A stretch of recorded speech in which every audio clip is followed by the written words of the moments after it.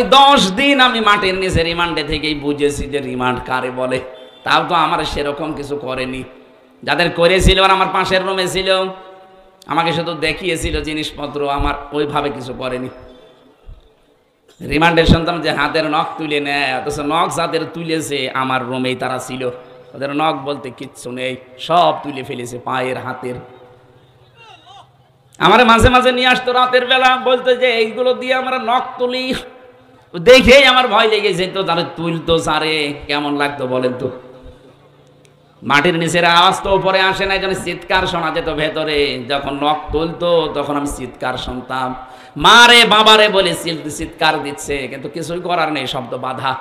একটা চেয়ারের সাথে এভাবে বসিয়ে দেয়, ফিতা লাগিয়ে দেয় হাতের সাথে, পায়ের সাথে, মাজার সাথে একটা বেল্ট দেয়, শুধু কারেন্টের সুইচ দেবে। আমার মনে হয় মিনিটে কয়েক হাজার বার ঘুরবে। আপনি চোখে মুখে অন্ধকার দেখবেন, যে স্বাভাবিক হয়ে যাবেন, কি গো কি দেখলাম।